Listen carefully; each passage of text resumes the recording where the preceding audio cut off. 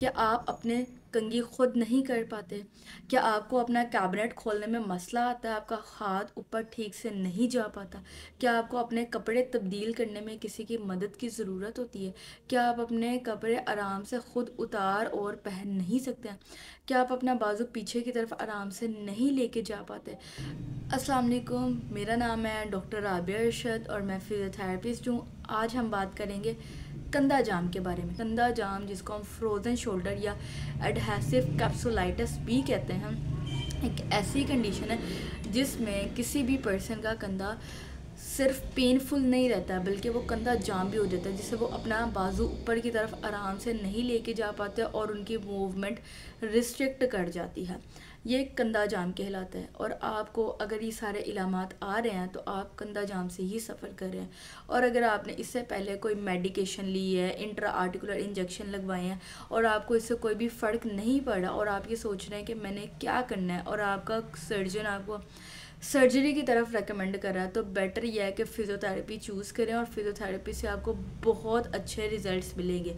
लेकिन उससे पहले आपको ये पता होना चाहिए कि आप फ्रोज़न शोल्डर की किस स्टेज पर हैं। इसकी बेसिकली 3 स्टेजेस होती हैं। पहली स्टेज होती है आपके पास फ्रीजिंग स्टेज, फिर आपके पास फ्रोज़न स्टेज आती है, फिर एट द एंड आपके पास आती है थॉइंग स्टेज। जो पहली स्टेज है जिसको हम फ्रीजिंग स्टेज कहते हैं, वो आपके पास 3 से 6 मंथ के ड्यूरेशन में आती है, जिसको हम पेनफुल फेज़ भी कहते हैं। उसके बाद आपके पास सेकेंड स्टेज आती है जो कि आपके पास फ्रोज़न स्टेज होती है, जिसको हम फेज़ ऑफ स्टिफनेस भी कहते हैं, जिसमें आपको पेन भी होती है और आपका मसल स्टिफ भी हो जाती हैं, जो कि आपके पास 6 से 12 मंथ के ड्यूरेशन में आती है।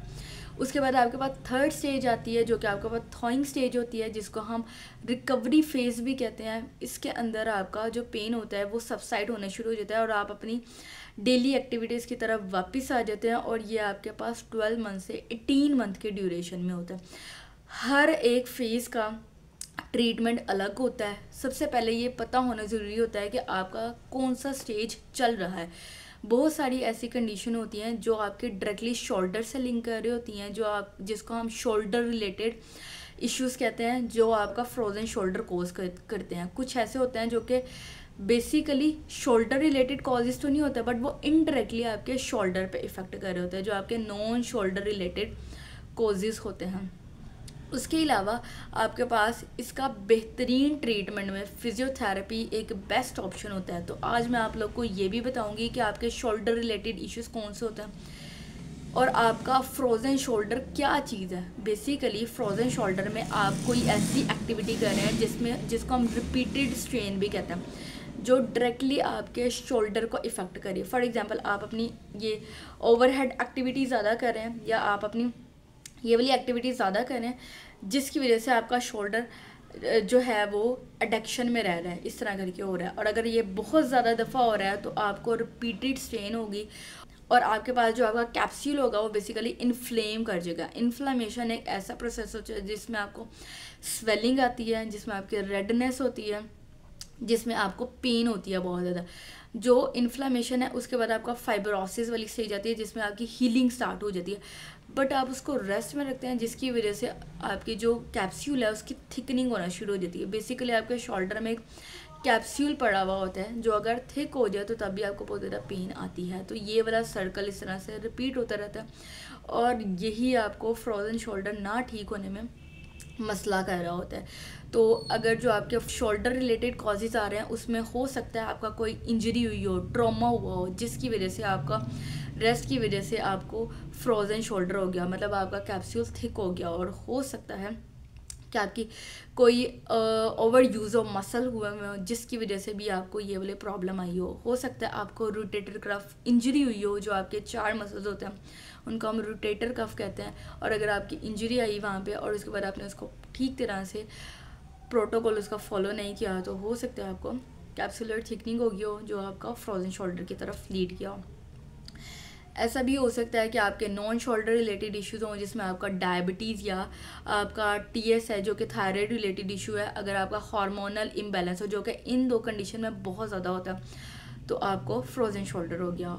और या फिर ऐसे भी हो सकता है कि आपने ज़्यादा देर जो है वो स्लिंग यूज़ किया हो, ठीक है। जब आपका कोई भी बाजू का या कोई भी इंजरी वगैरह आती है तो आपको काफ़ी देर के लिए स्लिंग यूज़ करना पड़ता है, जिसमें आपका हाथ इस तरह से रहता है। तो उसकी वजह से जब आपका ये मूव नहीं करता है तो वहाँ पे कैप्सूल की थिकनिंग होना शुरू हो जाती है, जिसकी वजह से फ्रोज़न शोल्डर हो सकता है। आपका मस्कुलर वीकनेस की वजह से भी हो सकता है, और भी बहुत सारी कंडीशन है, लेकिन these are the main conditions जिसकी वजह से फ्रोज़न शोल्डर होता है। आपका जो ट्रीटमेंट प्रोटोकॉल है वो डिज़ाइन किया जाता है कि आप किस स्टेज से सफ़र कर रहे हैं। अगर आप फर्स्ट स्टेज पे होंगे उस पर आपको अलग चीज़ें करवाई जाएंगी, सेकंड पे होंगे तो अलग चीज़ें करवाई जाएंगी, थर्ड पे होंगे तो अलग चीज़ें करवाई जाएंगी। लेकिन अगर आप किसी और चीज़ की तरफ नहीं जाना चाहते जो कि आपके लिए इतनी ज़्यादा इफ़ेक्टिव नहीं होती, तो बेटर ये है कि चूज़ फिजियोथेरेपी, जिसमें आपको 100% रिजल्ट्स मिलेंगे। अगर आप उसका प्रॉपर सेशन लेंगे तो आप बिल्कुल ठीक हो सकते हैं। फिजियोथेरेपी प्रोटोकॉल में अगर पेशेंट स्टेज 1 पे होता है तो हम उसको इलेक्ट्रोथेरेपी करवाते हैं। इलेक्ट्रोथेरेपी में हम पेशेंट को इलेक्ट्रिकल करंट्स और थर्मोथेरेपी का इस्तेमाल करते हुए उसकी पेन को जो है वो कम करते हैं, और उसके साथ साथ उसको मोबिलाइजेशन करवाई जाती है जो कि जेंटल होती है ग्रेड 1 और ग्रेड 2 में।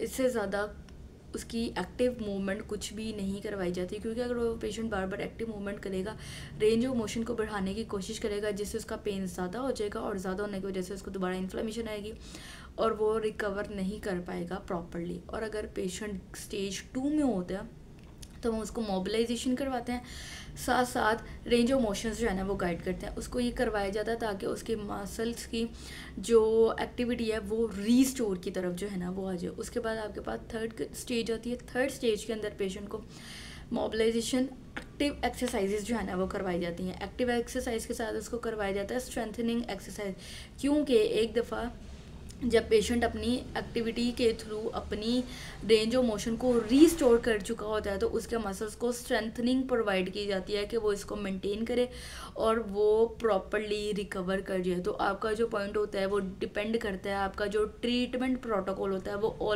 It always depend upon the stage.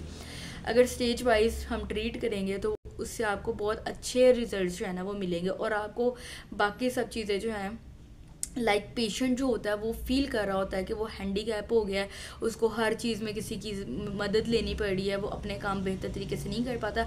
तो थ्रू फिजियोथेरेपी हमारा मेन गोल यही होता है कि पेशेंट को अपनी फंक्शनल एक्टिविटी, फंक्शनल मोबिलिटी, उसकी रेंज ऑफ मोशन को रीगेन जो है ना वो करवाया जाए, ताकि वो अपने डेली एक्टिविटीज़ के वर्कआउट हर चीज़ खुद कर सके। फिजियोथेरेपी इज़ नॉट लाइक कि पेशेंट को आपने एक्सरसाइजेस करवानी है। फिजियोथेरेपी का मतलब ये होता है कि पेशेंट को उसकी डेली लाइफ एक्टिविटीज़ की तरफ वापस लेके आना होता है, ताकि वो हर चीज़ अपने लिए बेहतर तौर पर कर सके और उसे किसी भी चीज़ में किसी की मदद लेने की जरूरत ना पड़े, और जैसा वो पहले हर चीज़ खुद कर पा रहा था सेम एज दैट वो कर ले।